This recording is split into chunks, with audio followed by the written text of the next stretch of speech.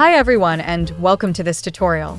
Today, we'll learn how to animate a shape using VBA in PowerPoint. Specifically, we'll make a wheel rotate and move across the slide. Before we start, make sure your PowerPoint environment is set up to run VBA.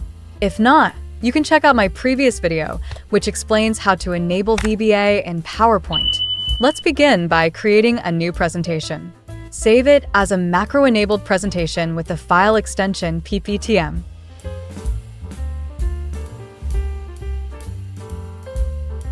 Next, we'll insert a shape.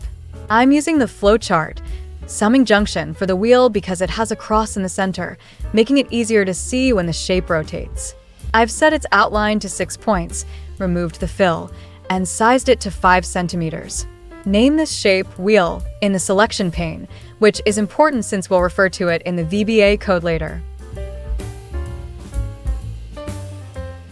Now let's add 3 rectangles, which will act as buttons. Remove their outlines, add the round bevel effect to give them a 3D look, and label them as rotate, move, and stop. We'll assign macros to these buttons to control the animation. Next, open the VBA editor. If you've just created a new file, the editor will show a gray background. Click Insert and select Module to add a space for your code.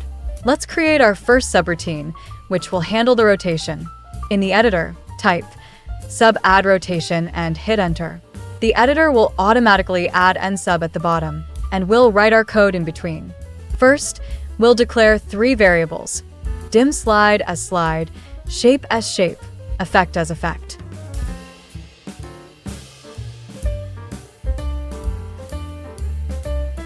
Now, we'll set them up.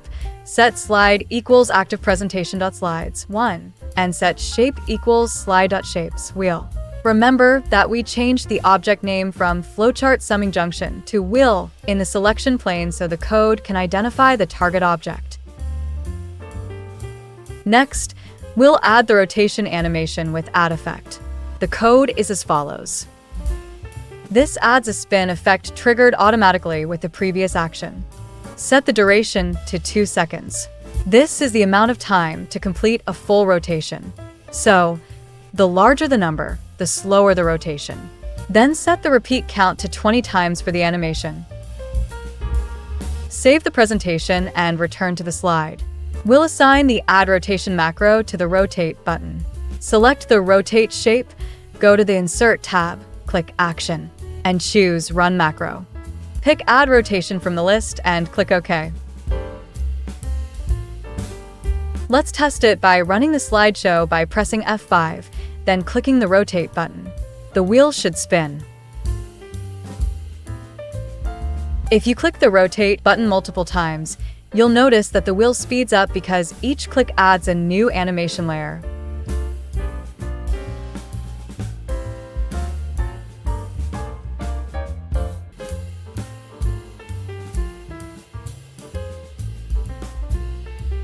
To prevent this, we'll create a subroutine that clears any existing animations.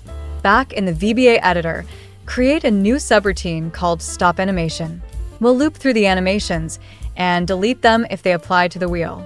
In this example, I use the for loop. The code is as follows.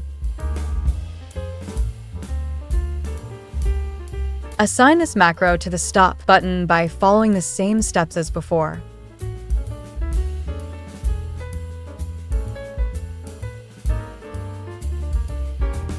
When you test the slideshow again, click Rotate and then Stop.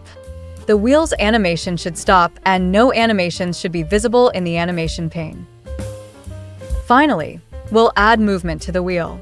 Create another subroutine, Add Motion as shown here.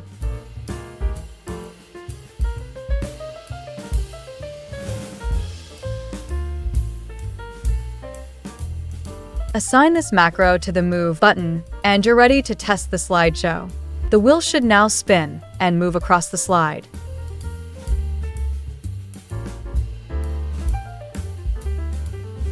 If you encounter any errors, review the code carefully and correct any mistakes. The code is available in the description below for you to copy and use.